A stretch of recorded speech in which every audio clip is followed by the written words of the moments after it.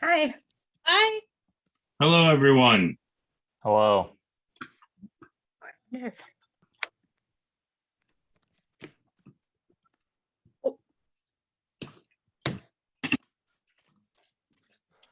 Hey, Karen, it said it was being recorded. Yep. You got to turn it off. Well, we'll turn it off when we go into exec. Oh, yeah. Okay. Got it. Yeah. I was just about to say good morning. So if that gives you any indication of where my head is at, just gonna put that out there. Good morning. Okay. Andy, did you get a haircut? Who? Who? You. Did you Me? get a haircut? Yeah. No. Oh, it looks like it. It looks nice. Oh, no. Didn't Andy, dry, maybe. Who is the TARDIS? It still says that. Thanks for pointing that out. It's funny because I kept on changing that and it doesn't keep the save. And so my hard drive, okay, when I got the computer, is called the TARDIS. Oh. So don't ask. Could have come up with a better name for that, I feel like. Well, I mean, I could change it and tell me about it. It's only confusing when we have meetings. Someone says, who the heck is that? That's Doctor Who, right? Yeah. No. Oh, okay. Hold on a second. There needs a way to fix this, but thank you for pointing that out.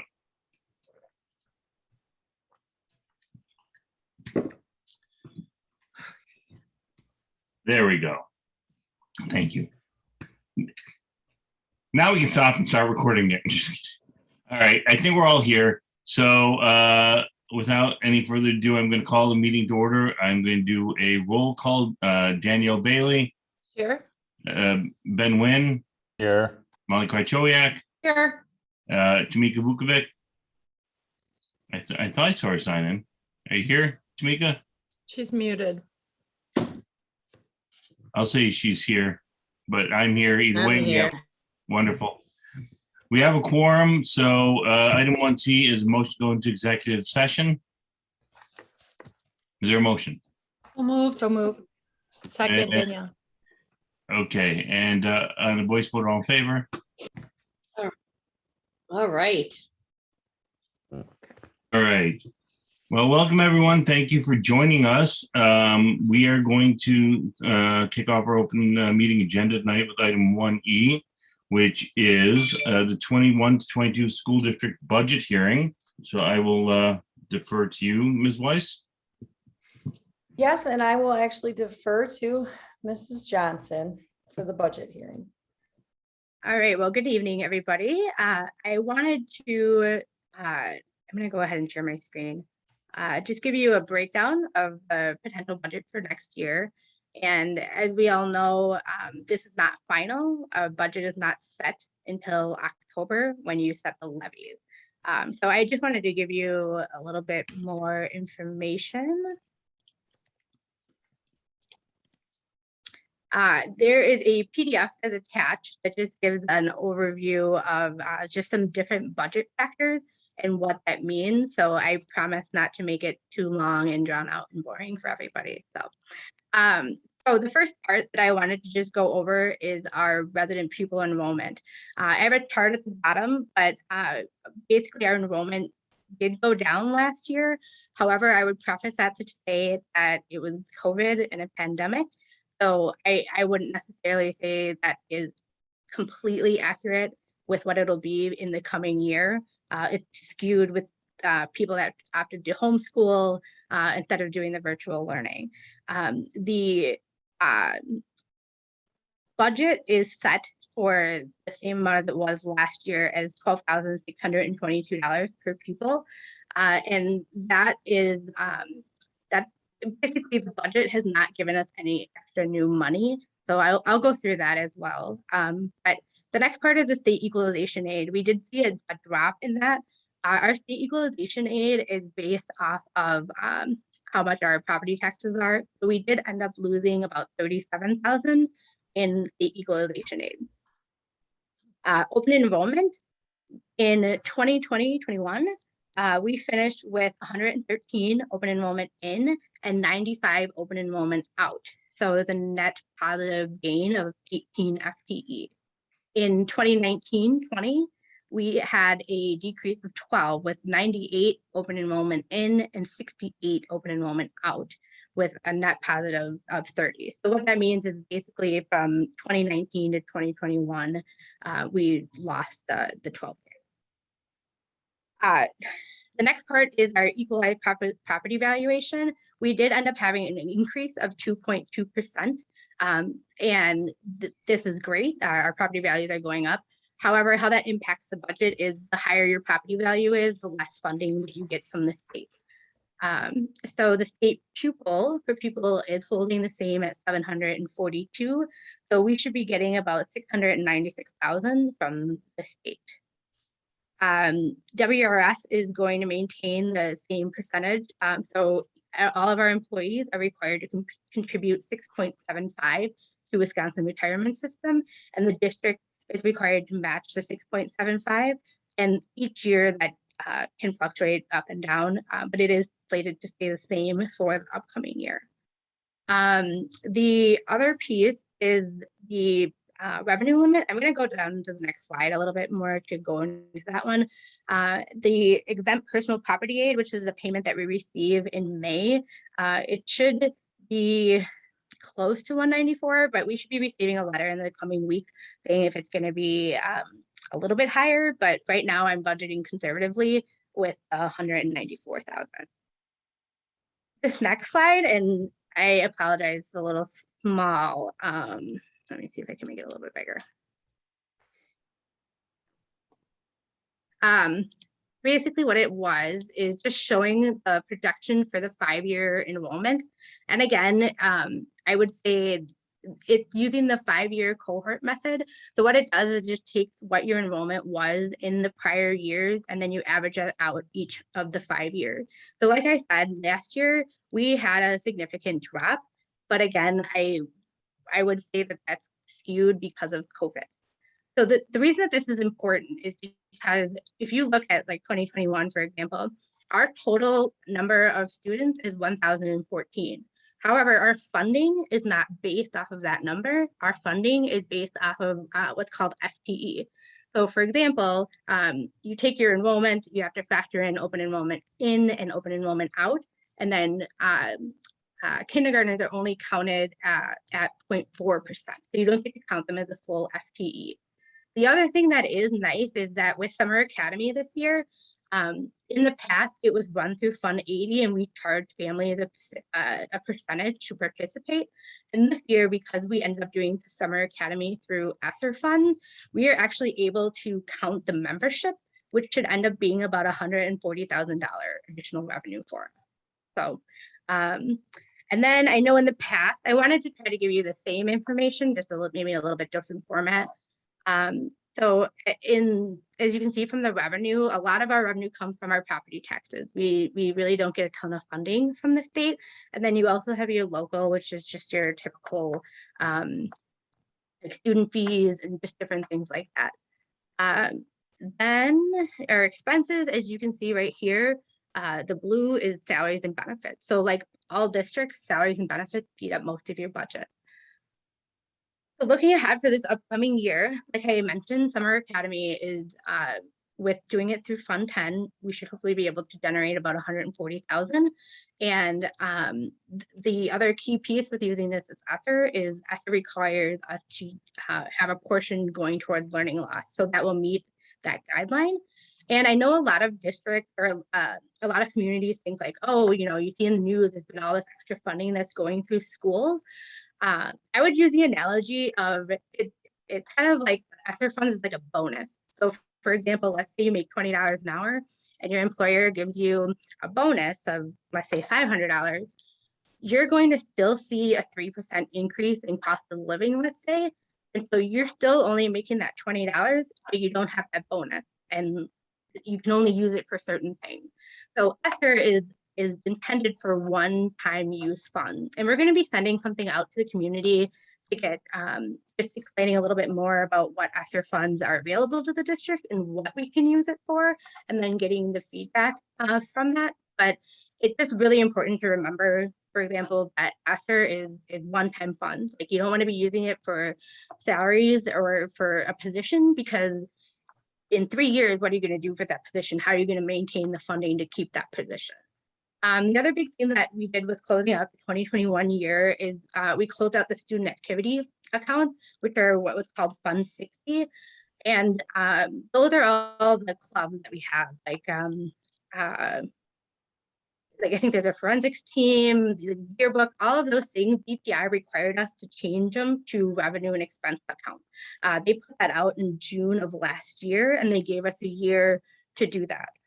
So what that means is in the past, 60 accounts were what we call liability accounts. So money could go in and out. And so there really wasn't any true picture of what was being spent. So we were required to move all of these funds to Fund 21, and it's a really big accomplishment, just because it's going to be a very transparent way for us to be able to see just how much are we charging our families. Is this something that, are we charging more than we should? So it'll be good moving forward. And the other thing that's nice about Fund 21 is it does move year to year. So if you have a fundraiser and you generate money, it will still continue for the upcoming year. That's one of the only funds that you can move it year to year. So we'll be tracking that to make sure. Another one that is an example of things that will go into Fund 21 is the donations we received for the Genius Lab. So again, it's also, I think it was last fall, the foundation made a donation for the Genius Lab. So that'll be in Fund 21 as revenue, and then any expenses will run through that as well. And the reason that I'm able to tie it out is in an account code, you can align the project it's called, but it allows me to be able to see, and for anybody that would ask, how much did we actually spend toward the project and how was it spent? So it'll be good for the transparency. The other piece is the Fund 46 plan that was approved in the spring. So that will, I believe it was for 200,000, so that we are on track to continue to be able to do. I feel like that was it. Any questions?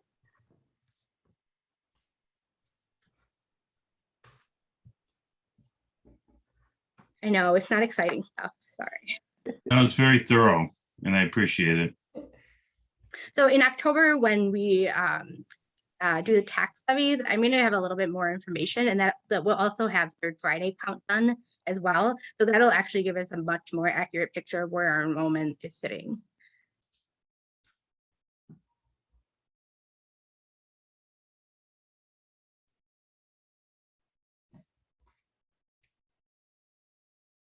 I think I can hand it back to Mrs. Weiss. Do you guys have any questions on that? No. All right. So then we're on to 1E. Well, actually, let me just ask. So is there any then action that we need to take at this point for today? There's a line item later on to be able to approve the budget and the tax levy, but again, that's not final. That's just right now approving a tentative, and then in October it'll finalize the levy. Oh, I see. So that's under 2A, which we'll get to. Okay. Thank you. All right, then we're on to 1F, I think you were saying, Ms. Weiss. So that's a motion to approve the agenda. So moved. Second. Okay, on voice vote, all in favor? Aye. Aye. Motion carries. Now we're on to a new business, and here we go. And so back to you, Lindsay. So Dr. Smith had a conflict. She's actually doing the 4K parent orientation. So I told her I would take care of the summer academy presentation for her, because I didn't think you guys could get enough of me. So. Lindsay, you're on 2A though. Yeah, 2A, the school district budget, school district. So this is just, I just need a motion for you guys to approve the budget. I have it broken down based off of what was the published budget that went out. And like I said, it's more than likely going to be changing depending on what our enrollment is and when we are able to certify everything. So all I would just need is just an approval for the recommendation. Okay, their motion. So moved. Is there a second?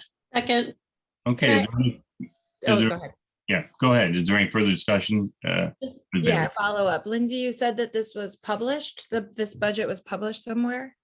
Where Yes, it was was it? published in, Karen may be able to clarify, but it went to all, a handful of municipal buildings and then also was published in the paper. Is what's published the content that I can see here, or is it a different document? I believe it's the one that's attached to Okay. it. Yeah. Oh, there's nothing attached, there's just the public content. It's the recommendation with the total amount. the tax Um, amount. Unless I'm missing something. No, I don't see an attachment either. we can, That, what was attached number? No, that was budget highlights, the attachment. Right. You So happen to I guess have my it? question is, and I know this is the beginning of the process, at some point will we receive or have access to like the line item, like the budget document? so what what it'll have a breakdown of what exactly the expenses are, how much is salaries and benefits, how much is contracted services, how much is general supplies. So I'll have a lot more detail with that in October for you. And did You the know, mill rate change? I'd like to keep it steady at the same. So we'll have, I'm sorry, Okay. we'll have details in October. We don't look at this again in September. It's just October. I'll probably bring something to finance and then potentially something, and I want to be able to know what our enrollment will be after third Friday. Okay, okay, great. I don't have any more questions or discussion. Thank you. Yeah, and typically speaking, we do go and do that in October, and that's also when legislature theoretically acts and acts equitably to public schools in the state. So, all right, if that's it, then on the discussion, we have a motion, we have a second. We'll close the discussion and ask for a roll call vote. Please signify by saying aye if you are in favor. Ben Wynn Aye. and Danielle Bailey, Aye. Molly Krychowiak, aye. Tamika Vukovic, and I vote aye. So the motion carries. The agenda, I'm sorry, the budget and levy are approved. Item 2B. So we talked about this in a couple of our committees this month, so I was just bringing this formally to the board for discussion and a recommended approval to approve sports clubs, extracurriculars for the 21-22 school year. That would include PTO and other school events, with the stipulation that those organizations would all follow COVID protocols for the school year. Our Okay, district protocols or CDC guidelines or? Yeah, which both? are pretty much one and the same. Okay, just Yeah. checking. Yes, both. Okay. Yes, and. okay. Is there a motion on the recommendation? So Mhm. moved. I'll Oh. second Molly. Any discussion? So I think that it's important that we do open things back up to sports. I think that while we remain in kind of a sketchy situation, I think that particularly outdoor sports, but also the mitigation strategies have been effective. And I think that we need to be able to have students have some return to normal activity because their physical health and emotional health are also tied into education. So I think it's a good thing to do, with the proviso, of course, that we're going to monitor the situation. And if there are problems, there are risks, we're going to follow appropriate mitigation and notification strategies and revisit this decision if we need to. If no one else has anything else, I'll ask for a vote. I'll do a roll call vote. All in favor, please signify by saying aye. Ben Wynn, Aye. Daniel Bailey, Aye. Molly Krychowiak, Aye. Tamika Bukovic, Aye. and Andrew Franklin votes aye. Thank you. Motion carries. Item 2C. So again, this was discussed briefly in some committees, but I wanted to formally bring this to you. I attached Ms. Black's proposal, so I hope that you guys had time to look at that. Lindsay and I met with her a couple months ago. She does work. She's a consultant that does work around inclusive practices and equity. I've talked to her about trying to tie together the special ed audit work that needs to happen, the gifted and talented audit work, all under the umbrella of equity and inclusion, so that we can pull that all together. If you look at her detailed information that she gave to you, I don't know if you had a chance to read through it. It really lays out, and I've talked to the principals a bit about this as well. I'm meeting with Dr. Rodriguez this week to talk about how this could fit into her work and her role this school year. I want to clarify that it's not a contract, because we can stop having her come in and work with us at any time. So we're not buckled down into any sort of contract. But because basically, if she were to work with us for 3 days, that would bring us over that threshold of $5,000. I wanted to ask for board approval instead of coming like maybe every 2 times that she would work with us to ask for board approval. So basically, she's read through both audits. They were both done in May. So I think one of the auditors even recognizes that we didn't go as deep as we needed to go, because it was a pretty short timeline to get those audits done. So she would start with a current, like, just what is our current state for GT and inclusive practices or special education, should mean getting into classrooms. She also talked about EL services and tying everything to the ICS work that the district's already done. We have a lot of new staff, so there's really an opportunity to kind of bring everybody onto the same page around the work. So she'd do some classroom observations, and then she would obviously work with the leadership team. So it'd be kind of a two-pronged thing. The ability to support the work going forward with the audit, and then also the ability to support special ed and pupil services in general, because we aren't replacing the director and I'm taking that role. So that would give some support in the buildings on the ground, in place of having like a director position for this year, since I would be doing both. So I wanted to bring that for approval, obviously answer any questions that you guys have about the work.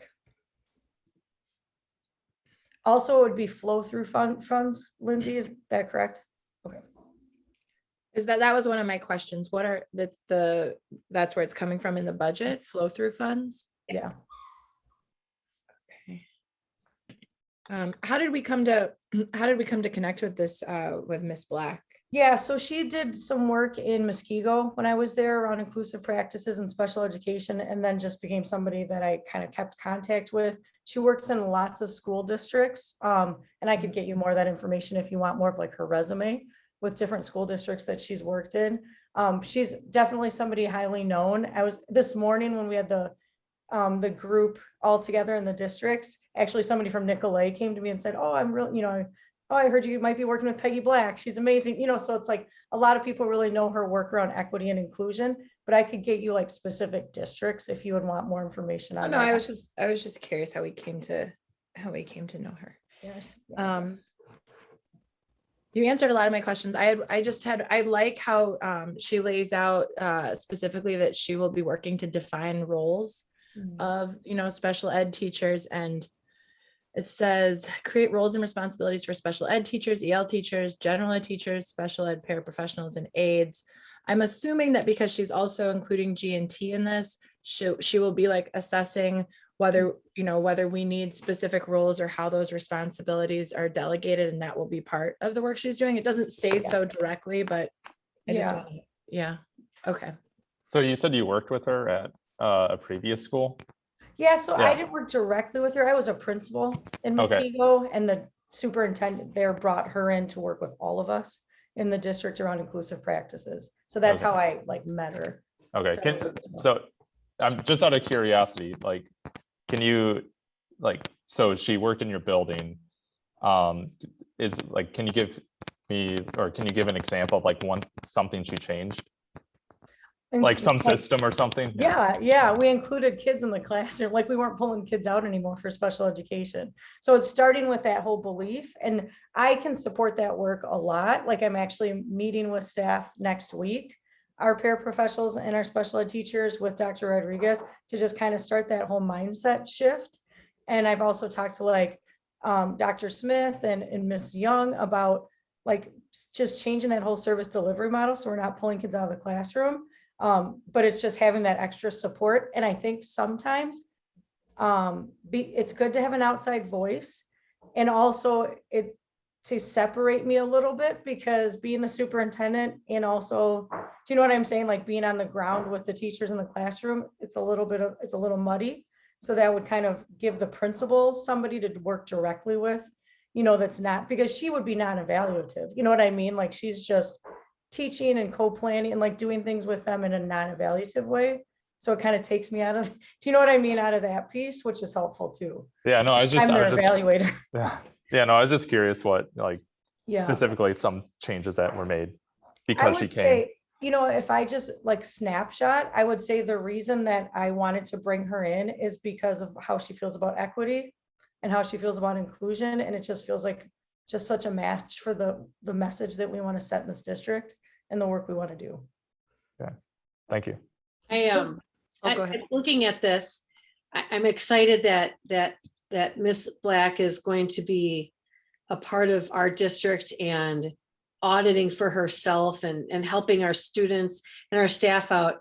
I just want to make sure that one of her messages with inclusive practices is that all means all, and that means all teachers are responsible for all students. Mhm. I think so. I can speak from experience that a lot of times the heavy lifting falls on the special ed teacher to do most of the scaffolding and accommodations and modifications for students with IEPs, and all of these services and scaffolds help all kids. And I just want to make sure that regular ed teachers are empowered with that same skill set through Miss Black's work, because I think that's really important in that collective responsibility of all of our students. Agreed.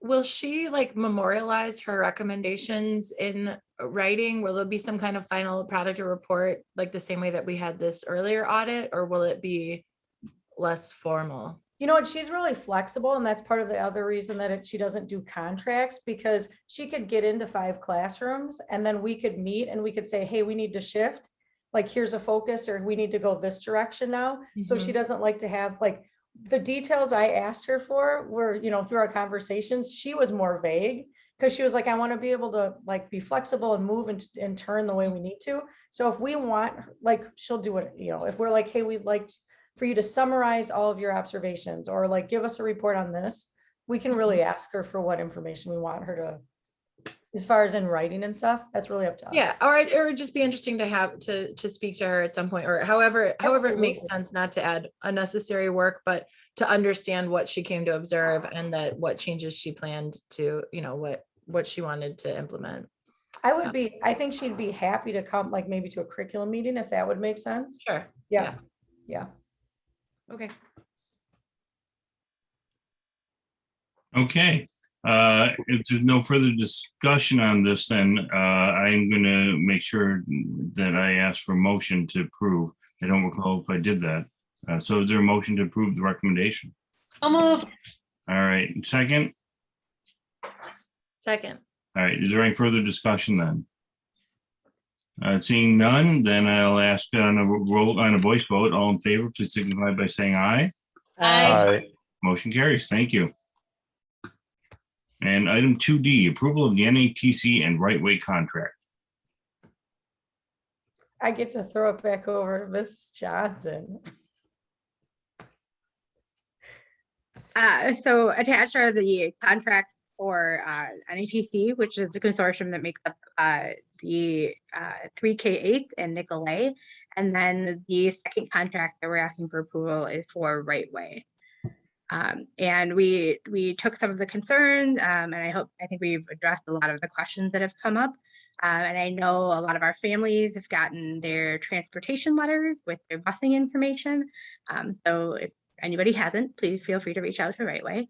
But otherwise, we're just asking for an approval of the contract. Okay, I'll take a motion on the recommendation. So moved. Is there a second? Second. Okay, I think we'll have some discussion. So does anyone have any questions? Or are we all good? I have just something to say. Please. And I want to say thank you to Ms. Aish and to Ms. Johnson for answering. I had a lot of questions. And I felt like I got good responses and answers back to fully understand these contracts and what it means going forward. I'm not happy exactly about how we arrived here, which is not either of your fault. And I think that we could possibly still do better for our district and for our students. And so the vote that I'll make tonight will be with the caveat that I know that we are able to go and planning to go to RFP in the spring, and that we do have the ability to change our start times per Right Way. That would be a cost neutral endeavor for us. And I've talked to the both of you about my desire to make sure we are checking in on this, touching base, before the time comes to sort of make a decision like that, to make sure that the start times we have for our students really are the best times for our students. And that I'm glad we have the ability to do that. And I understand that we are where we are now and have to move forward for the benefit of our district, to have transportation. And so that's what my vote is based on tonight. So I just want to echo that if I can, Ms. Bailey, and say thank you for saying it so eloquently. I agree with you. But I also want to add that I think that we've had just exceptional work here from our team trying to put things together and address this issue, and raising those concerns that we do have. So, I think that we are in a much better position to go forward and to address and to make sure that we are getting the best bang for our buck, and that we're doing what is right, which is really the first, priority for our students. So, thank you. I have a comment. I am not happy with this at all. I'm just gonna be honest with you. The board asked for two things. One, make us fully whole. I still don't think we're fully whole. Think you can play around the numbers and what we'll save this much and we'll save that much next year, but we're still $32,000 out. And I don't care how you look around, try to say, oh, but we're saving this much and then it'll be a net for, $4,000. No, I don't buy it, but that's secondly, board asked for two things. One, that we would be able to get out of this contract. I guess they did at least do that one. The second one was that we made whole. We didn't get one of the ones. So I guess I'm with Director Bailey in the sense that I'm voting on this in duress, basically. The other thing is I did have are we talking about both of the contracts right now or just one at a time? I think the motion was to approve both at the same time. Okay, then I have a question about the agreement. Is that agreement still the way it was, where the business managers decide? It has changed, so it goes to at least the superintendent, and the superintendent will inform us. Is that correct? Anything that would impact instructional would go to the superintendent and eventually to the board. Okay, because that is another thing. the language is vague, but it's just a matter of trust that the business administrators obviously are going to work with the superintendent to make decisions.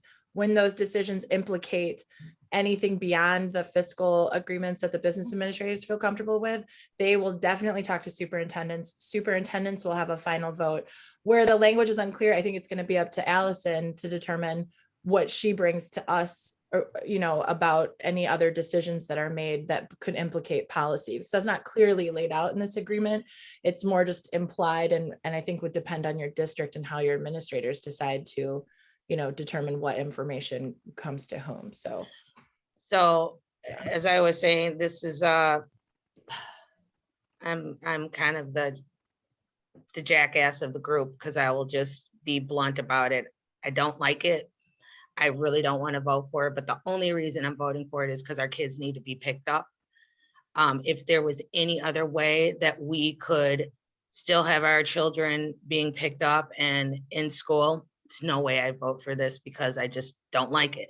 I don't like the way it did it. Maybe it was because we weren't informed, or we were half informed, or we weren't fully informed. I don't know where that slack is, so I don't want to blame anyone. I don't know if it was because we were transitioning between superintendents, or, you know, we had so much on our plate last year that we kind of just like saw it and just hoped that somebody would take care of it.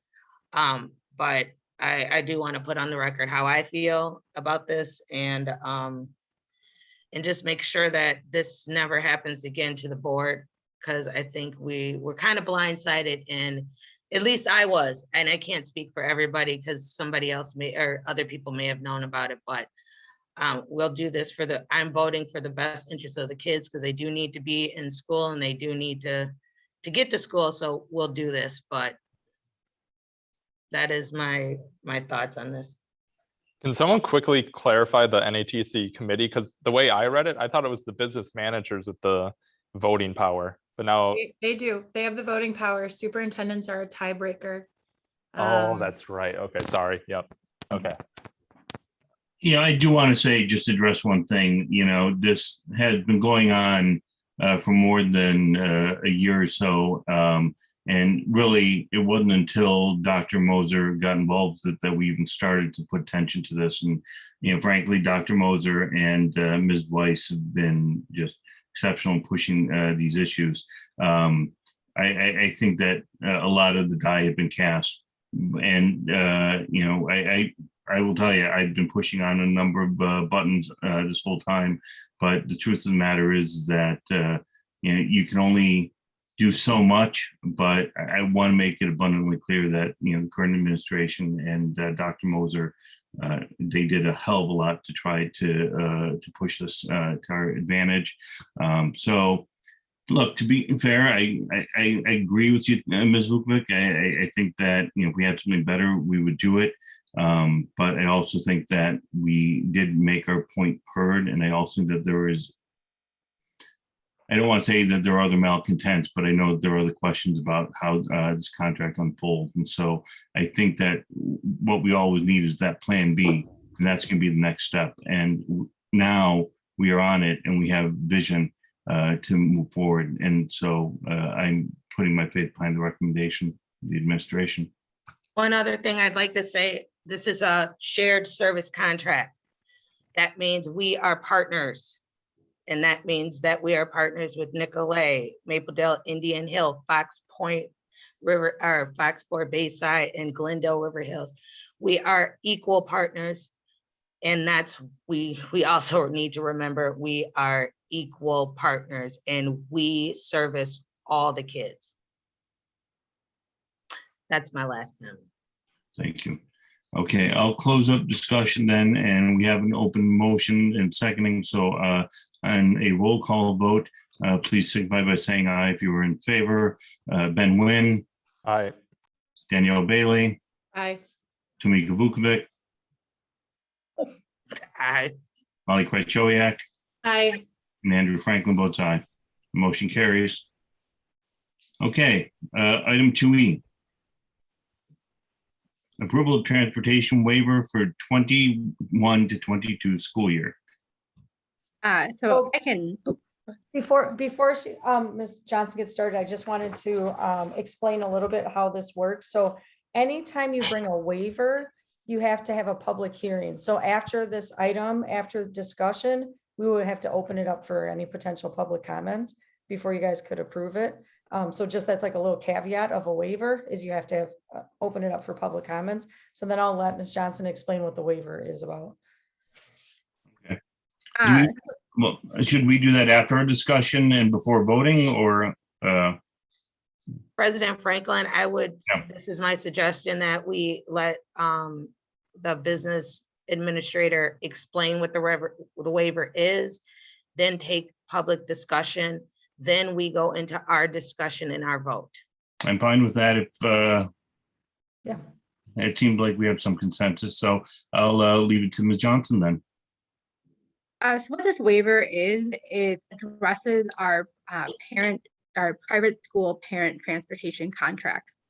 Due to COVID and transportation calculations with DPI, it artificially inflated the transportation cost for our contracts with the private school parents. And this waiver allows us to pay the 2019-20 rate rather than the inflated rate. We are required to pay for private school transportation, so there's no way around it. But I believe the number, it would have been an additional like $5 a day that we would have had to pay if we were to do the 2021 rate. So this waiver is just saying that we would like to have this applied for our contracts this year so we can pay it at that lower rate. Okay. Then I'm going to open this up now for public hearing. And if anyone has any questions or comments, please raise your hand. I'll give everyone a minute or so.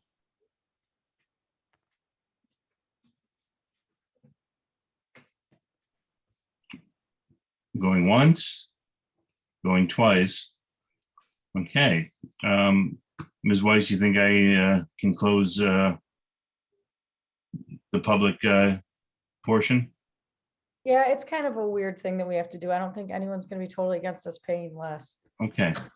Then I will defer to the board. Is there any discussion here?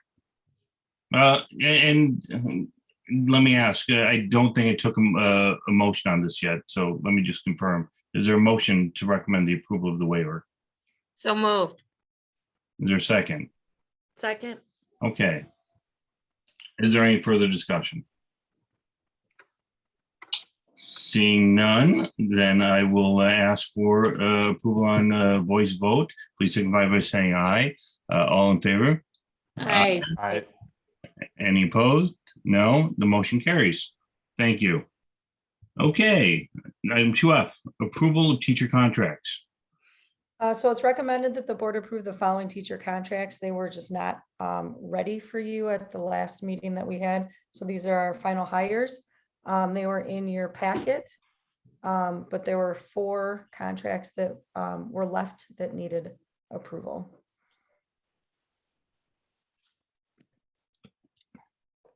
Okay, Let's see, am I on? is there a motion? I'm so moved. Is there a second? second.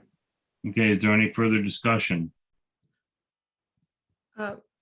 Could we just, I just want to confirm the person that we're hiring for special education, do they have is it certification or special education license?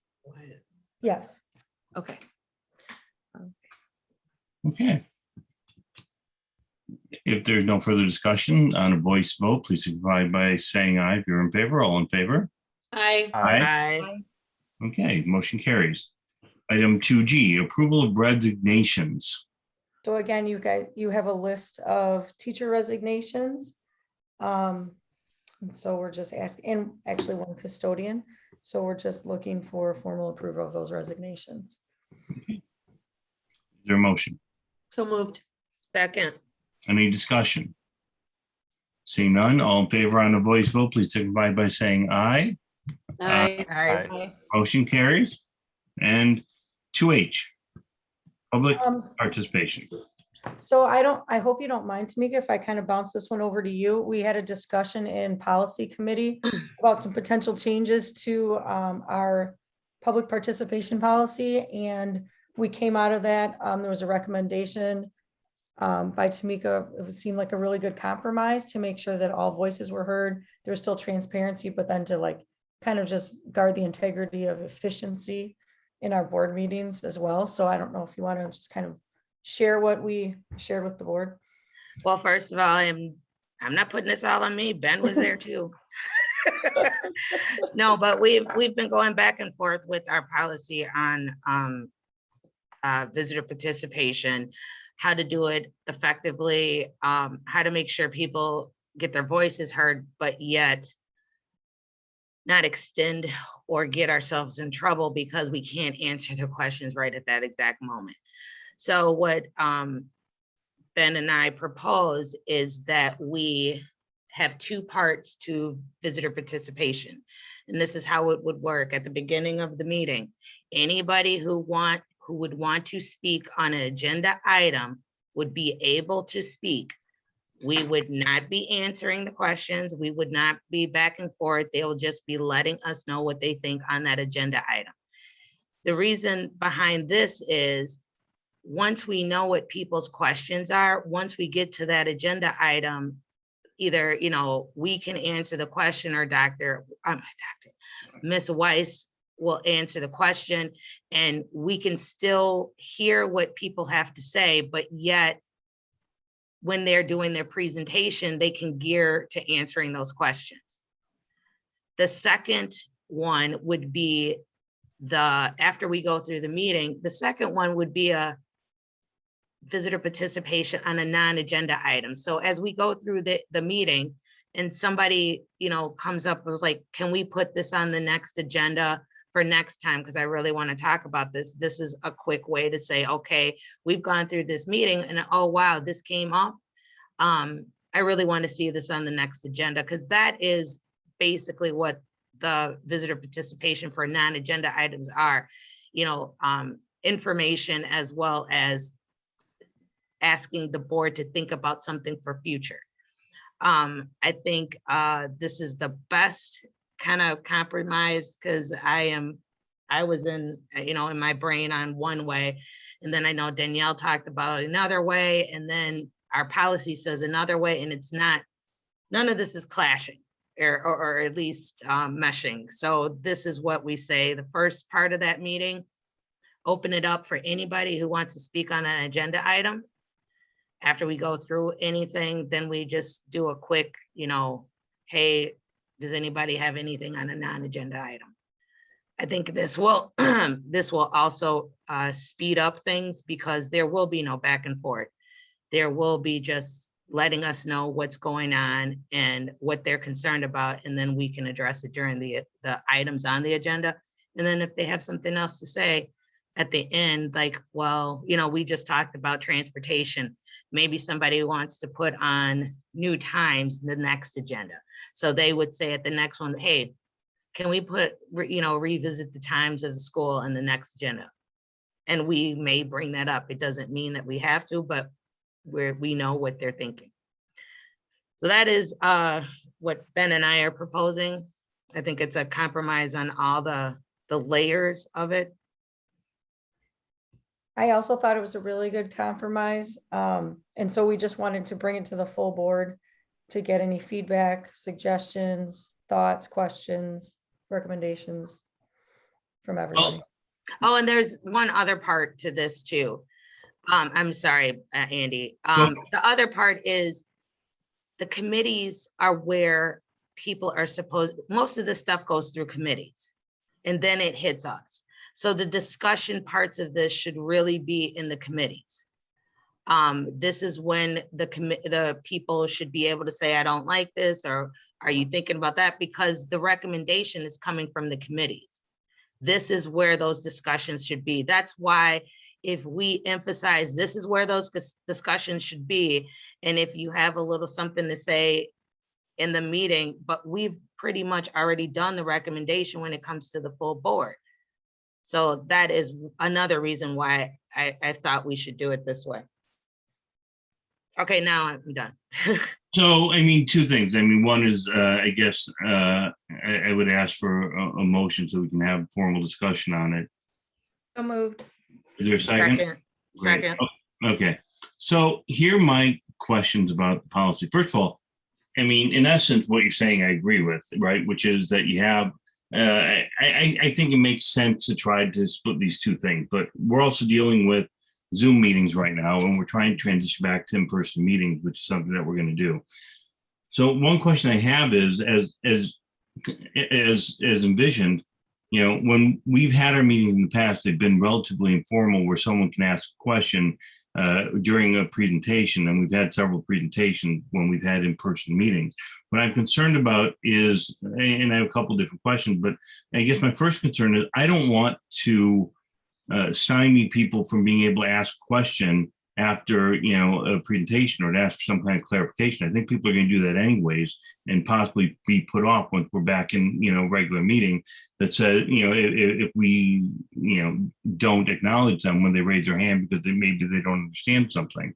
So how does this, Andy, most of these presentations are also done in the committees. That's why every single presentation that I've seen on the school board side has been shown on a committee side. It has been like all those presentations where we had COVID updates, those were in our policy committee meetings. So I saw those twice. You know, I'm saying if there is a presentation on finance, it's going through the finance. If it's buildings and ground, he's going to do it and we're going to do it in front of buildings and ground. So these presentations are seen basically twice, but once in committee, once in board. And I just think at some point we can't keep going back and forth. They can easily ask a question to us after the meeting, or if we have to reconsider, then we reconsider because somebody, you know, people really didn't like our decision, but 9 times out of 10, they've already talked to us about it. but that's not true. And I think people come to meetings so that they can be informed, and this puts the obligation for them to come to an earlier meeting. And I'm sorry, Danielle, Ms. Bailey, you've had To clarify the things you're talking about right now. So this policy and the changes being proposed would not apply to committee meetings. It would apply to committee meetings too, but Well, it's more okay. informal. It's Okay, but more, if it- no, it wouldn't, actually, you're right. It would not apply to committee Yeah. meetings because committee meetings are for what you're doing. We can put another policy meeting for in regards or visitor participation in regards to committee meetings. Maybe Mhm. that's what we need to send it Mhm. back. I would, Indeed. because I would agree with Andy, because what you're saying is there's a place to ask questions. It would be during the committee meeting as it arises. And if these both were to apply, then that wouldn't be the case. There No, would and I be- get that. That's why we're bringing it up. That may be something that we have to say, like, this is a committee visitor participation where this is where you ask your questions at and get feedback and conversation. At the regular board meetings, you can make your statement, but you know, and then we'll try to answer your questions as we go through these different presentations. Mhm. So Yeah, yes. Ms. Bailey's observed, I'm sorry, and Ms. Bailey's observed in the past that there are some questions about what policies, particularly with visitor participation, apply to committees and which ones apply to regular board meetings or even special board meetings. So that might be one area for clarity. I'm sorry, Ms. Weiss.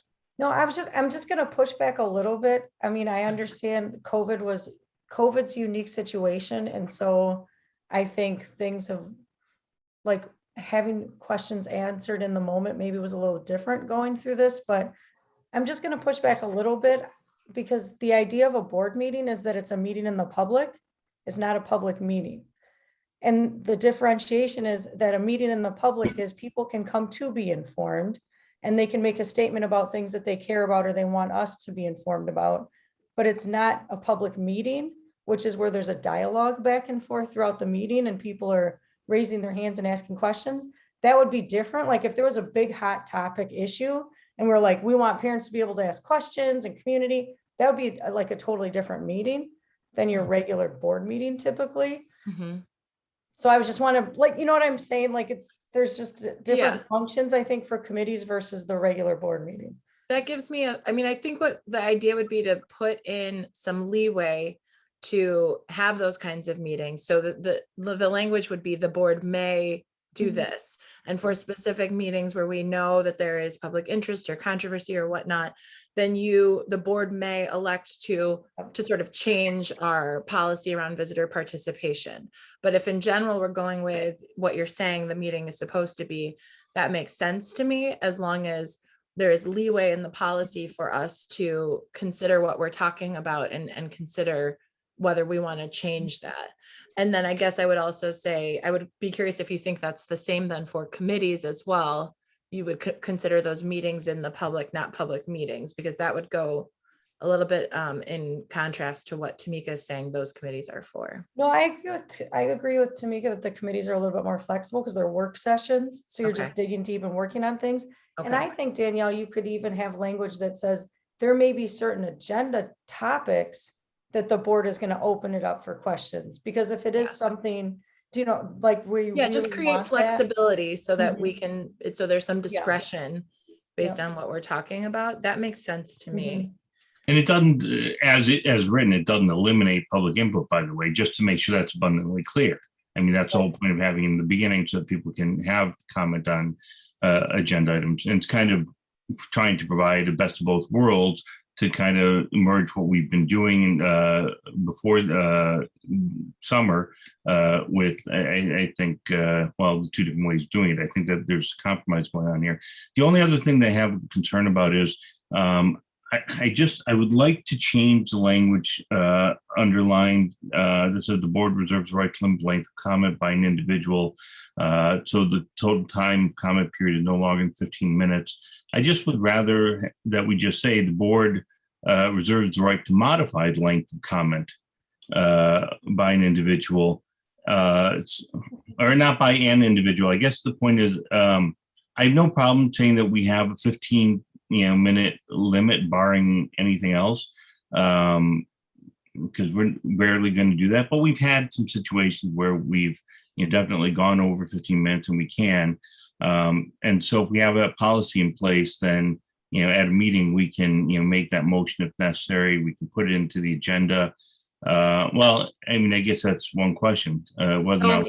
So Andy, this is where I thought about what you said. I mean, I remember having this, so I think we should still leave it to 2 minutes per person, because what happens if there are different points of views being said, but if it's the same point of view all the time, then we can call the question. So and that is one of the options that we have. Ms. Bailey? I think a lot of boards, the way they deal with it, and they'll cap it at either 15 or 30 minutes. It's whatever minutes you're comfortable with. You just say, unless extended by a vote of the board.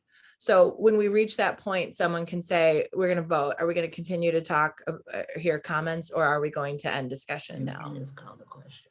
Which would then cover your issue, Tamika, because if it's the same thing over and over and over again, you might decide to end them versus if it's different Because topics. Tamika, we shouldn't be commenting, and it could be about various items, right? So I guess. Yeah, it could be about anything on the, but you Right. can, I just like you'll that. know. Part of- I mean, I think we're intelligent people. We know when something is going overboard and when it's not, or if they're talking the same thing. I mean, some of this is common sense. I mean, we're all educated. We know if something is going on and on and on, and people want to get heard. But like I said, again, this is for committee, and that's when we should and listen to committees. That's why So Go ahead. we need to do official. I would business like it time. to just have some reflection that allows us to modify it. Otherwise, anytime we modify it, if it doesn't say we can modify it, then every time we modify it, it would be contrary to the policy. So I just like it to have. I some- like what you just said, 15 minutes and we 15 minutes decide, unless but I'm just extended saying. by a vote of the board. Yeah. Mhm. Okay. I had one more language suggestion, because it's implicated, it's implied, but it is not clearly stated in our current policy. I think we clearly state that those who can speak are residents, taxpayer citizens, students, staff, and non-resident caregivers of students. And that's those are the people that are constituents. Those are the people we want to hear from. Did you email that to me, Danielle? Yeah.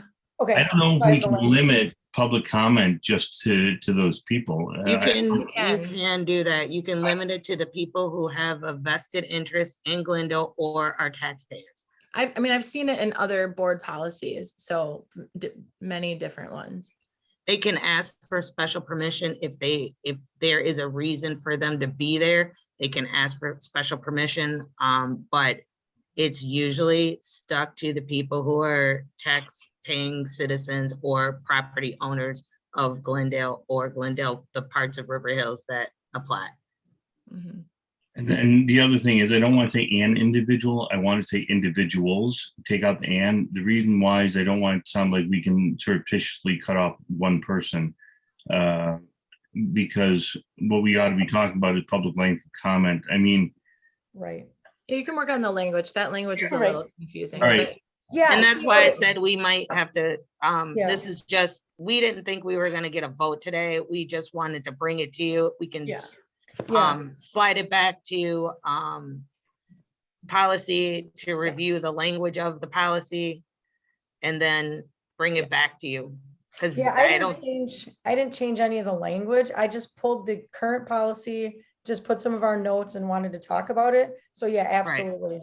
For Yeah, the I can language. send those notes. I guess I would just say, Yeah.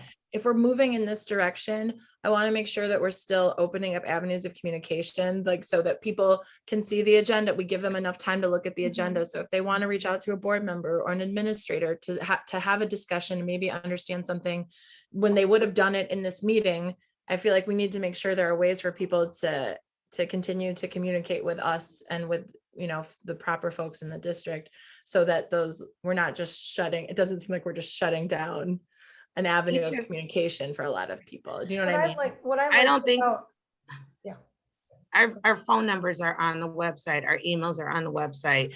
The phone numbers to the staff are on the website. They have never, Yes, our constituents do not, they will not hold back if they got something to say. I They will agree, but they email have to right- have if they have to have some information to go on. So where Andy's talking about people ask questions in the moment on certain things, is because that's when they're getting the information. And so I think if we work on that, getting the information out in various forms, and then like you said, we're available, our information is there. That's just the point I want to make. So maybe adding a little bit, when Karen posts that on like Friday or Monday, making sure that that's advertised a little bit more, so parent. Yeah, families I mean, we could know. talk about it in communications as well, as sort of how we make sure that Mhm. how that plays out, I think. Yep. And giving people information, possibly even more about what was discussed in the meetings outside of the minutes, is another way to do it too. So anyway, I have ideas, obviously. okay, then we still have an outstanding motion on the recommendation. So I guess where this is going is we're going to need to table it. So the first thing that we need to do is to take a vote on, I think, if I read the temperature of the room, and vote on denying the recommended action, and then a new motion. And we can withdraw the Yeah, people who because we have said- motioned Yeah. I and would- withdraw. I would accept that with a second. Second, All right, then is there a motion to table this? So moved. So move, second. Okay, on the boys. Or phone? actually, correction. The motion should be send it back to Yeah. policy. Not table, and then policy will decide when it should come back to, board. Mhm. Policy and communication, or just policy? No, just policy. Okay, that's the motion. Is there a second on that? Second. Okay, then the voice vote, all in favor of sending it back to policy? Aye. Aye. Aye. All right, motion carries. We're sending back to policy. We're working on it. And consent agenda, item 3A and 3B, approval of financials and approval of minutes. So moved. Is there a second? Second, Okay, any discussion? Seeing none, on a voice vote, all in favor, please signify by saying aye. Aye. aye. Sorry, the motion carries. Item 4, discussion, 4A summer school review. So Ms. Johnson is going to share Dr. Smith's presentation on summer school. Yeah, so let me share my screen.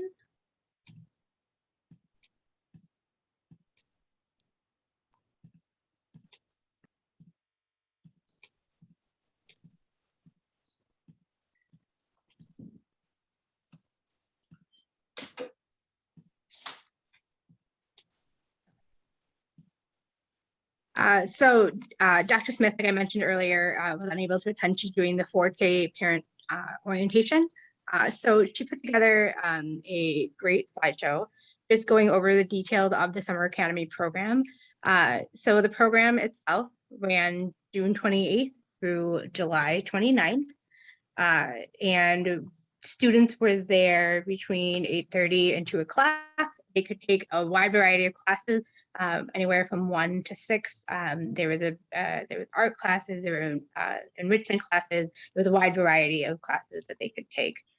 There were a mix of our own personal staff, and then we had staff that came in from other districts as well, along with Dr. Smith, and then Ms. Perez and Ms. Rhodes, and then a lot of, like I said, a lot of other paraprofessionals and staff from outside of the districts. There were a total of 30 teachers, 16 support staff, the 2 secretaries, 26 were current Glendale employees, and 22 were out of the district. She had a total of 370 students enrolled, which has been consistently, so that was great to see. Our numbers did not go down at all with the pandemic. There were 329 resident students, 41 non-resident students, and 152 students used bus transportation. Transportation was the first time that we've offered it this year, and it was free of charge for families. But again, as I mentioned in an earlier presentation, Summer Academy is going through ESSER funds, so transportation was one of those things that we were allowed to have it go in through ESSER funds. Highlights of the program, that it was free to all students. Another big thing that was the program was extended to 2 o'clock, and like I said, the bus transportation, and then we did also provide meals for students, breakfast and lunches. As it continues for the upcoming school year, the lunches were free. Math was enforced, as you can see with this picture is here. And then, like I touched on before, there were the wide variety of classes with the art and music classes, creative design, biad, technology, splash, and then reading, math, science, and social studies. She had also attached a couple different pictures from some of the classes. As you can see, it looks like our kids were having a great time. And then I know Mrs. Weiss and I, when we were walking through the building, we were able to see part of a music class, and it was pretty cool and impressive to see how well the kids could play, and they looked like they were having a lot of fun. The makerspace was another really big one, and amazing artist. And the weaving one, which it was very impressive to see what these kids could make. Reading and writing. And then this was one with the Spanish class that it was really cool to see what the kids made with the piñatas. And then the Legos, the music class, the tumbling, and the kids were also able to get outside quite a bit. And the origami and the poetry and music. And then she had a presentation, a slideshow that was just really impressive. I'm gonna try playing it. I couldn't get the sound to work, so I'm hoping Karen might be able to help me if it does not.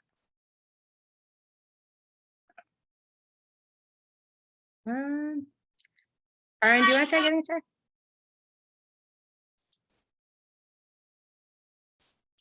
Oh, there we go.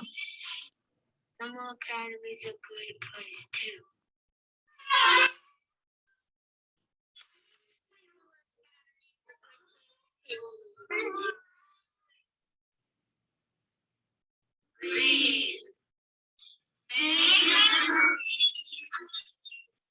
Summer Academy is a great place too.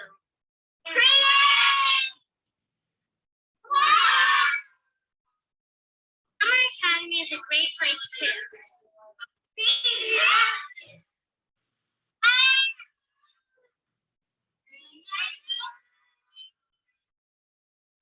I really enjoy Summer Academy. Summer Academy is a fun place to go, and there's a lot of fun classes to take.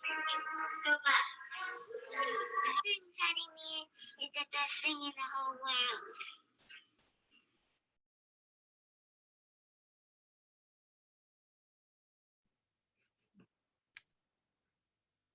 I think that was it. Were there any questions? I can try to answer them. Otherwise, I would definitely send them to Dr. Smith. I just want to say, and my daughter was able to go to part of Summer Academy, and it was really good this year. And a lot of effort went into making it a success. There was a lot of planning. We did have good attendance, and I really heard nothing but rave reviews about how well it went. It had expanded offerings. There really seemed to be a lot going on. So Dr. Smith, I think, always does a bang up job on this. And this year was, I think, a great year, and hopefully we can build on this, going forward. One thing I would just add is being new, obviously starting in July, just seeing the amount of work and, like you said, everything that she puts into this program, you can tell she absolutely loves it, and it's a huge passion of hers. So I just have to say, from my own personal perspective, huge kudos to her, because it's very impressive what she all does with it. Does anyone else have anything? Those are her babies. That's all you can say. When it comes to those kids at Parkway, she will be Mama Bear. She will tear down the roof for them babies. So this is a passion of hers, and I love the fact that it doesn't even seem like a job to her, because she really loves the kids. So I'm all good with that. Okay. If no one else has anything, I will close discussion, and I will move on to item 4B, which is student verification. I'm going to let Lindsay start with this one because she deserves some huge kudos for this. So I'm going to let her give some good news. So this year, when Allison and I came in, or Mrs. Weiss and I came in, one of the big pieces of feedback that we received was just the amount of paperwork that all comes in during that big day of everybody bringing in their paperwork. And so we wanted to have a online option. Infinite Campus does allow us to do that, but it was not something that we would have been able to do in 2 weeks. So we came up with a plan to do an online form. We had, I believe it was like 367 responses, and a lot of families filled it out when they came in for the Save of the Night celebration. But I wanted to give a huge props to Karin and Patty. They were a huge help with getting everything up and running. I feel like we really didn't have any negative feedback. It was just kind of navigating, and it's going to be a really nice stepping stone to next year when we want to do the online registration within Infinite Campus. And you had 647 responses. So, I just want to say, I mean, this shows, really tremendous support in the community for, the school and for how we've been doing things. And, I think that it's important to recognize, and to just, extend gratitude, for our constituents trusting us in this endeavor with mask wearing. So I was going to share, as part of that survey that Ms. Johnson created and sent out of one of our board meetings, we had talked about, oh, Karin, can I share the screen, please?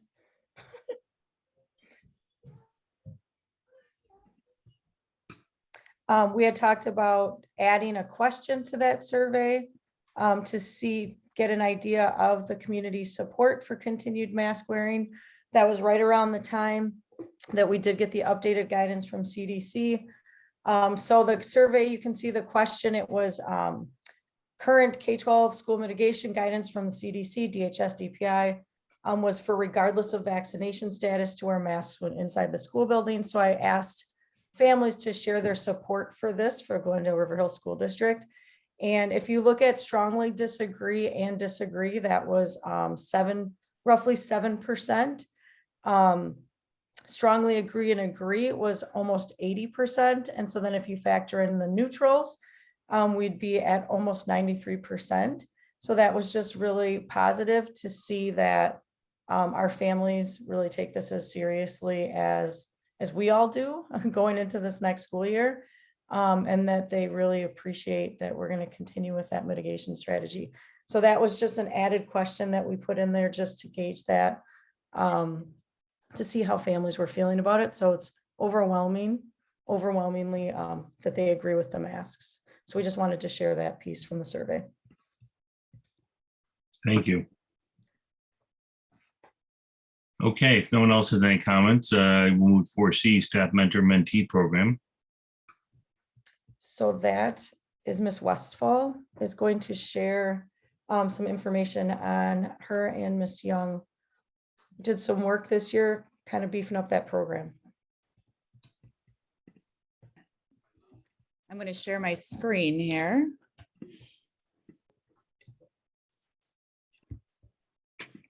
Let's make this a little bigger here. Okay, so this is going to be, it's going to be hard to follow up with this after Dr. Smith's summer school, but we're going to go through this.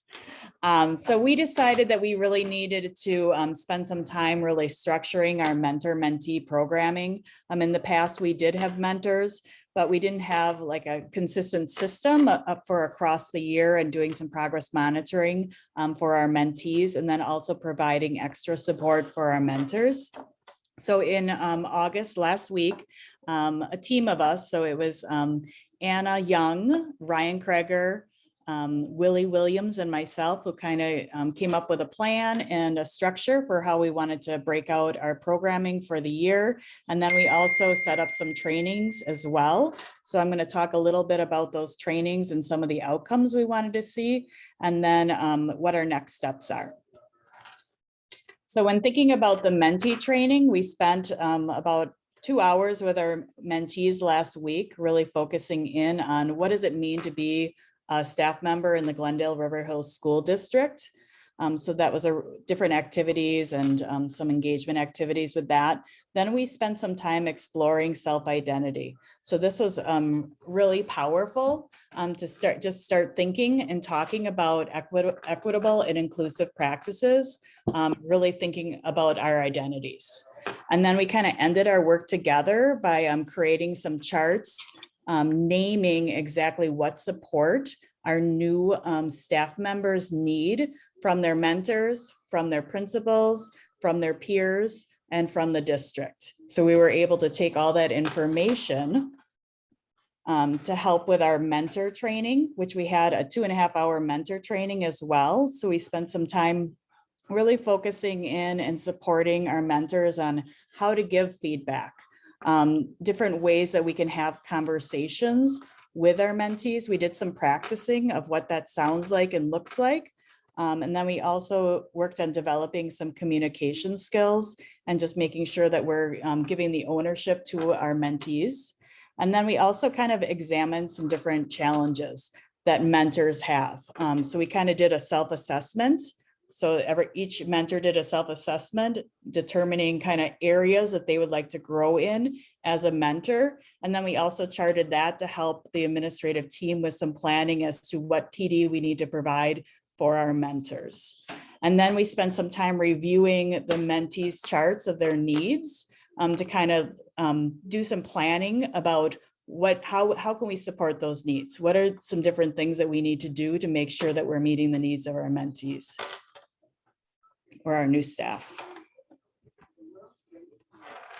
And then as an administrative team, we talked through that these are the things that we're committing to. We're committing to making sure that we're providing time for meetings. Actually, I skipped one. Whoop. There. So some of the mentor next steps is that we did that a self-assessment.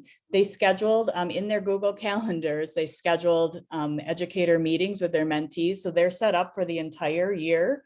So all their meetings are scheduled. The administrative team knows when they have to support some of those meetings. We also scheduled some observations and different things, peer observations between our mentors and mentees. So we can put it in our calendars for when we need to support those teams.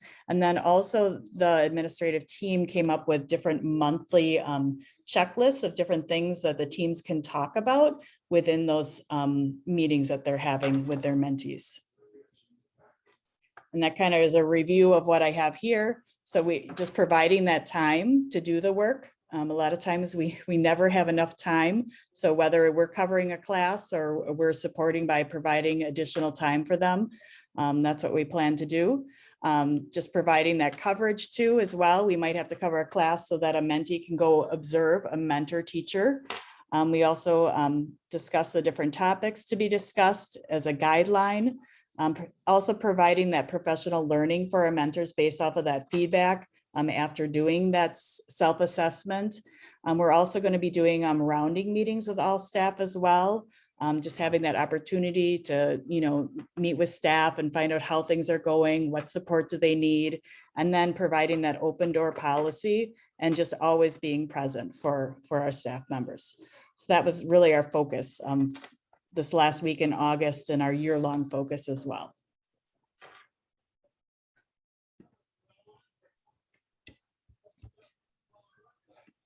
Okay, are there any questions? It sounds awesome.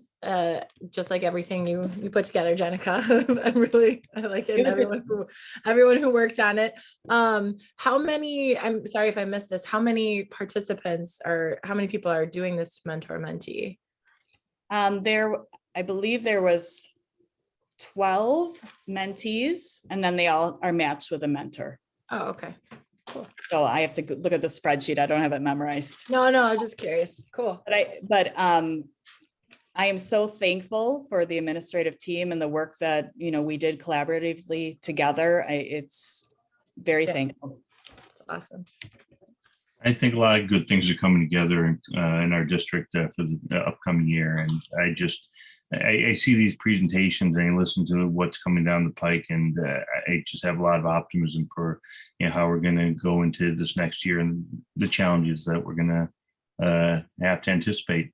So thank you for the hard work on this. Okay. Item 4D then, update on COVID planning. Okay, so I did send out some communication to staff and families, but I wanted to go over some of the major pieces of our plan. Last year, the Glendale team did an incredible job of putting together a reopening plan, which really clearly laid out all the mitigation strategies, very detailed for families. A lot of those, if not all of them, will unfortunately need to stay in place as we enter this new school year. The first one is masks, and that's based, again, like we said, on the CDC guidance. Just about anybody that's giving out guidance is recommending masks indoors for everyone, vaccinated or not. And clearly our families agree with that based on the survey. Another piece to clarify is quarantine. The CDC guidance around quarantine is a bit different for students in a K-12 environment. So I just wanted to share that. That is linked in all the parent communication so that they can go right to that CDC website with all the updates. But I just wanted to just bring this to the meeting. So while quarantine is typically 6 feet, based on studies from the 2021 school year, the CDC recommends schools maintain at least 3 feet of physical distance between students in classrooms, combined with indoor mask wearing. So per CDC in a K-12 environment, close contact would exclude students who are 3 feet or more away from each other and who are also both wearing masks. So I think that's something that's important to share, because that really changes a lot of what we had to deal with in the past when it came to having students quarantine. I think that's really going to minimize any students that would need to quarantine. Because I know that has an impact on all kinds of other things, like what are kids doing if they're at home quarantining. Last year, when students went home, it was the 6 feet, it was masked or unmasked. So it really opened up the door to more students needing to potentially quarantine. We also had much slower testing last school year. So if a student was potentially close contact, could take 3, 4, 5 days to determine.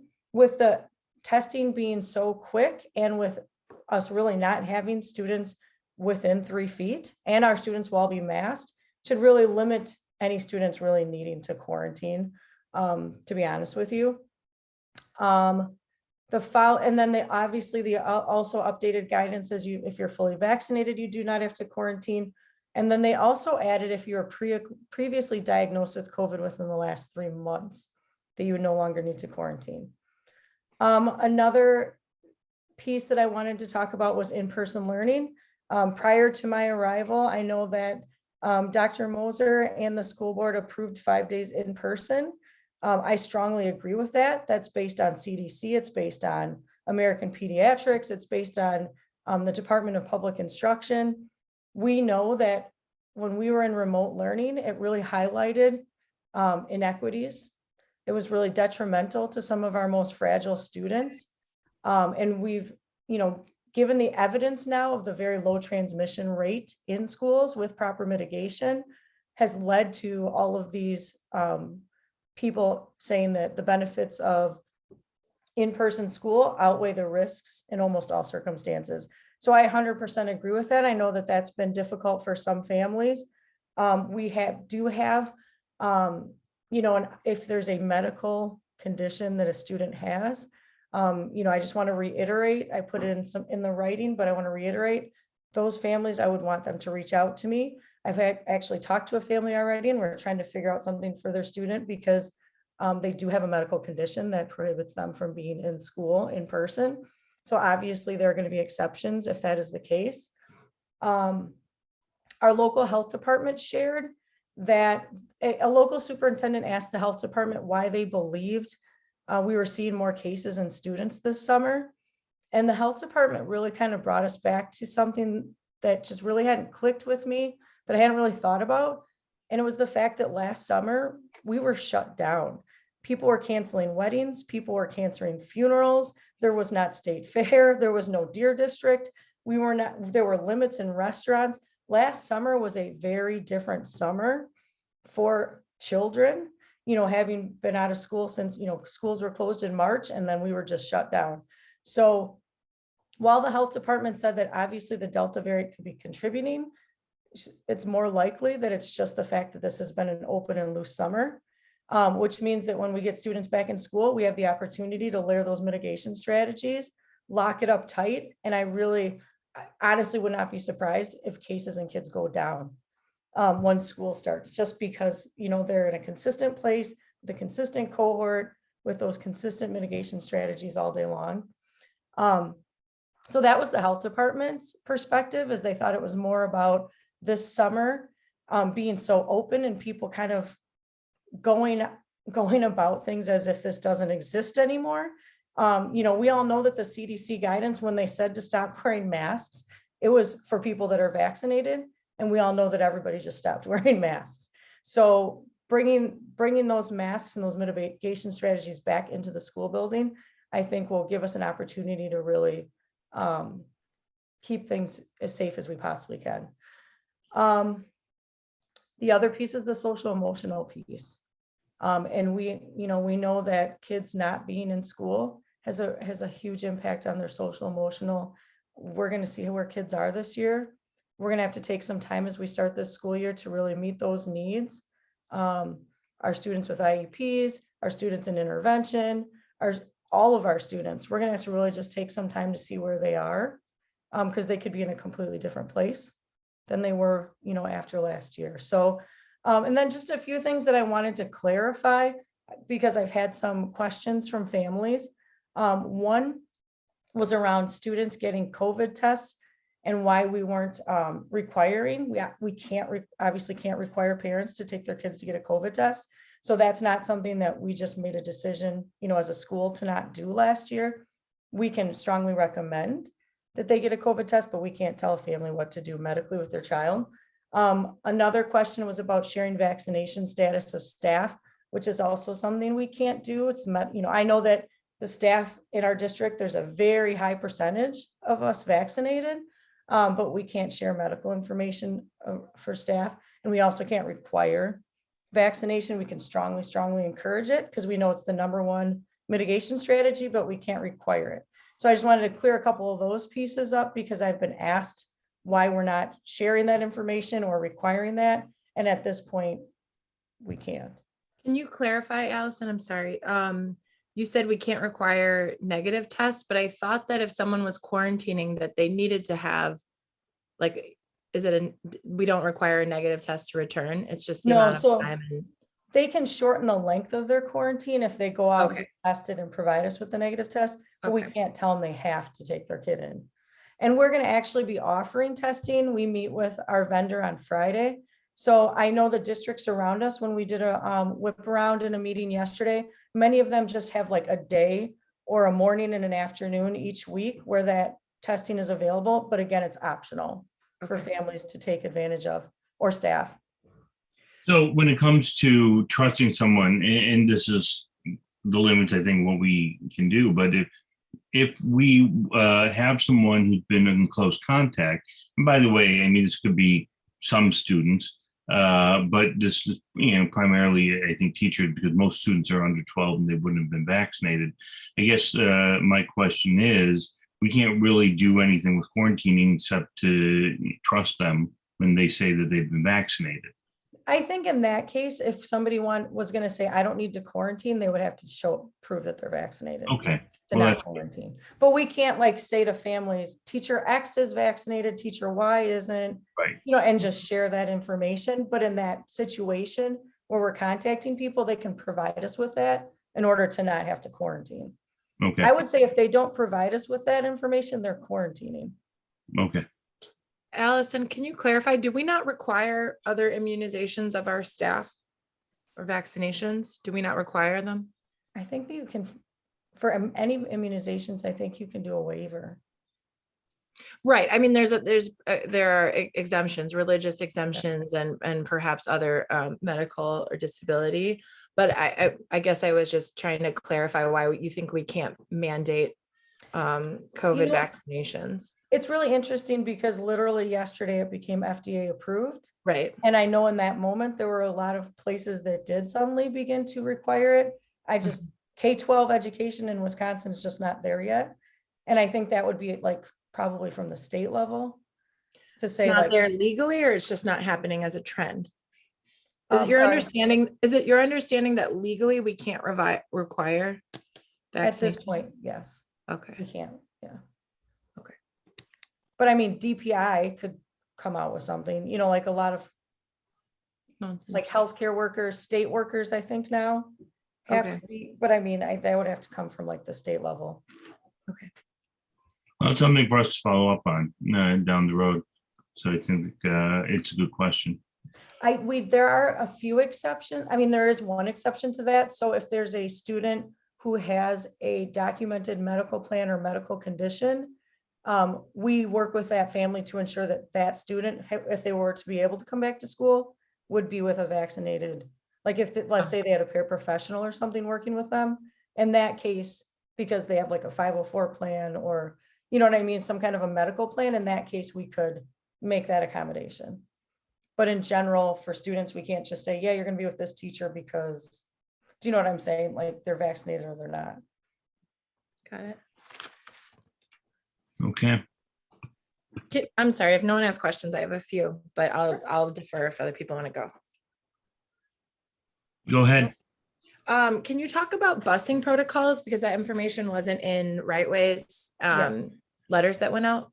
Yeah, we met with Right Way and basically they left it up to each district. So we said that we absolutely want them masked on the bus. Okay. They're no longer going to, I don't think they're gonna do assigned seats anymore, but they're gonna be masked on the bus. Okay. And the drivers will be masked.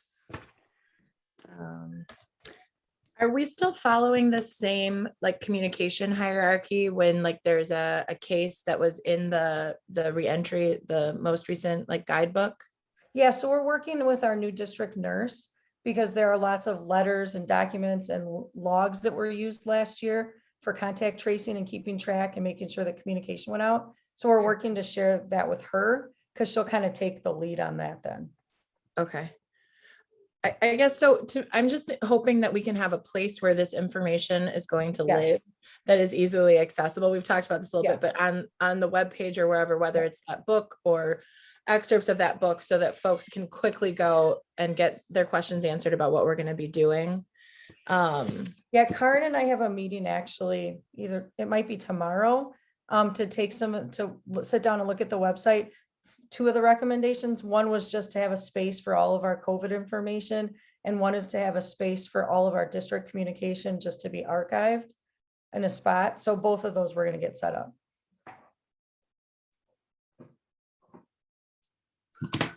All right, one last question. I have a Yeah, no, you're child good. screaming in the background. Hopefully you can't hear that.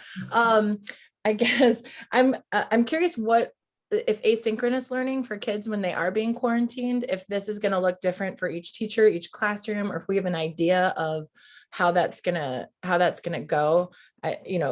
Especially in a situation where maybe some teachers may have multiple kids quarantining. So I guess I just wonder how we're thinking about that. Right. So right now, what administrators have done is they've asked all their staff to set up Google Classrooms so that there'll be one platform, so that if a student did have to be home, there'd be a spot to find the videos, a spot to find the instructions, a spot to find all of the information they need in order to complete their work at home. So that's the first step, is just having them set up that Google Classroom. Again, you know what, we like ebb and flow as we need to. At this point, I can't imagine kids being home for that extended period of time. You know what I mean? Like was possible last year. If there was a situation where there were a bunch of kids, we would obviously do something different versus if it's just like one student. So it's just gonna have to be flexible. Okay, thank you. Yeah. Okay. Anyone else? All right. Well, thank you for all the details on that item. I'm going to move to item 2E, which is Nicolay Partner Schools update. Andy, do you mind if I say one more thing, or is it too late because you moved on? You can absolutely.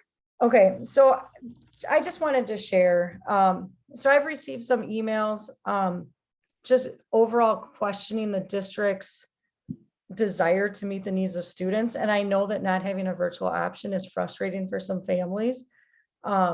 But I just want to say that, it's really unfortunate, but in our current political climate, if I asked 10 families what was best for kids, I'd probably get 10 different answers.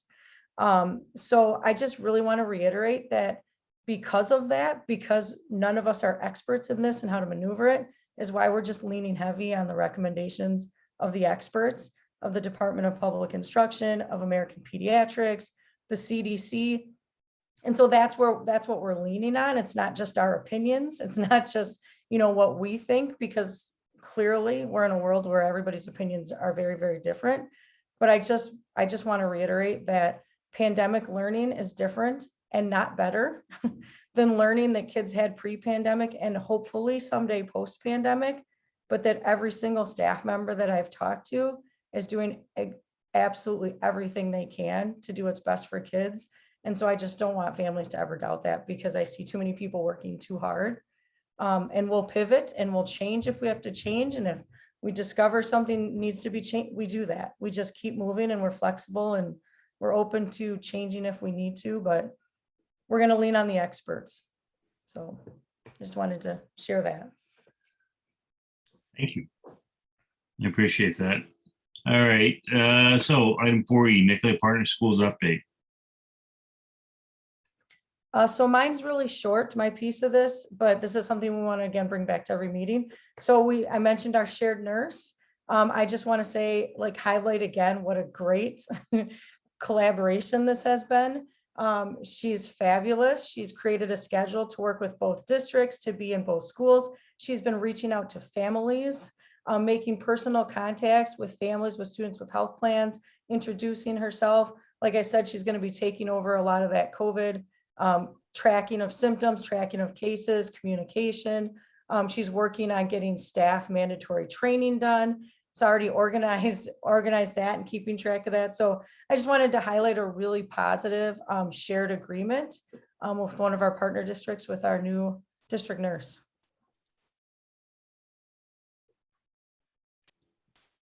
Okay.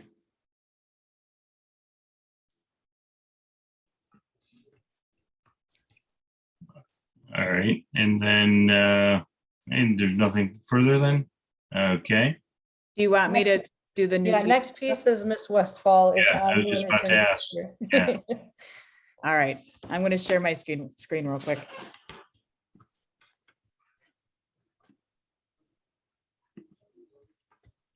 All right, so this is just kind of recapping the partner work that we've done for new teacher and returning teachers. So we had 2 different dates for the 2021-2022 school year for these different activities, and I'll walk through them both.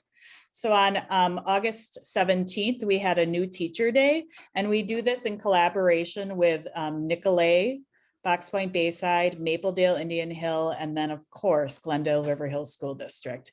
So here's a little snapshot of our agenda for the day. And we had some really great team building activities, just kind of introducing the new teachers from all the different area school districts to each other, and really kind of built on that. They were able to do the Nicolay community bus tour. So we got an extra big bus for some extra spacing. Then we ended up doing something a little different this year. We ended up renting out Clutch Park, just really trying to pick a restaurant or spot that was within the school district. And we ended up getting food trucks for this. So it was a wonderful, beautiful day. So we didn't have to do anything for any rain or anything. So it was a great time to have some really good community and build some relationships with new teachers across the districts. Then we ended up having a new educator event with closing the Achievement Gap Consortium. And I'm going to talk a little bit more on that, but here's a couple great pictures of the food trucks. You can see there the teachers in their at Nicolay library. We were doing some discussions and learning, and then the line of getting food from the food truck as well. So just talking a little bit about the afternoon that our new teachers had. Each year, our new teachers have an opportunity to work with the Closing Achievement Gap Consortium. And what we do is we provide 2 different sessions for the staff. So this is just kind of a synopsis of, there's 32 different districts within this consortium from all over the different areas. So from Racine to Mequon, a whole bunch of leaders getting together and really working to grow greater equity in our schools. So some of the sessions that our new teachers got to choose from were either focused on classroom assessment and really basing it in like equity auditing, critical conversations in the classroom. I just want to highlight one of ours, Grace Kreger, one of our very own teachers, taught a course on exploring one's identity as a white educator, building relationships in diverse classrooms. So kudos to her for doing that. She had rave reviews and had full classes. So a lot of great opportunities to do some learning from different teachers and leaders throughout the area. Then on August 25th, we had today our returning teacher day. So it was a very busy day today. We ended up having a breakfast. Our area superintendents all spoke and welcomed all our staff from all the different school districts. We had a little team building activity where we just had some conversations, and we talked a little bit about self-care and how we need to take care of ourselves and each other. Supporting each other before we can, support anybody else. We had an amazing keynote, and our keynote was actually a comedian, one of our parents in the district, Marlon Hill, and he came in and really, he was just so impressive that he told his educational story with comedy, of course, but he really focused in on just making sure that we need to be that teacher that always goes like the child is going home and talking about in a good way, right? The teacher that your child remembers forever. So that's, it was a great hour of comedy with him. And then we kind of wrapped up with an activity, which was a scavenger hunt. Jim Beckman was leading some of that work. A scavenger hunt of all different places across Glendale, and many of them I had no idea were even there. So it was a lot of new learning for me. So Lydell School, never been there. So it was a great opportunity for staff members to get together and kind of really see Glendale. And then we kind of just transitioned back, and principals and with worked with teachers, and we had a little tech training and different things like that this afternoon. So a really good time to have some community building between the partner districts. So it was a good day. And I must say, I'm very grateful to work with the directors that I work with to help get this all together. That's all I had for that. Okay. Does anyone else have any questions or comments? All right. Well, thank you very much. It's great to hear. And item number 5A is visitor participation. Visitors may speak on any non-agenda item at this time. State law and or board policy may limit the school board's response. Each person can have 2 minutes to make a comment. I will give you all a few minutes if you have any questions.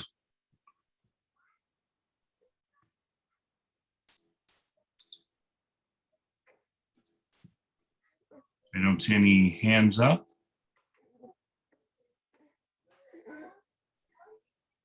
So I will give it a couple more seconds here. Going once.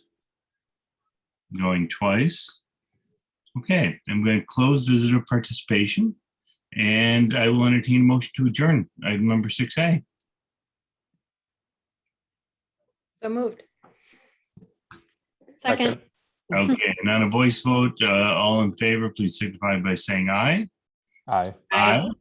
Okay, motion carries. This meeting is adjourned. Thank you all for joining us, and well, we're looking forward to a good school year. Yeah. Thank you. Happy first day next week. Yep. Excited. You too. Bye-bye. See ya.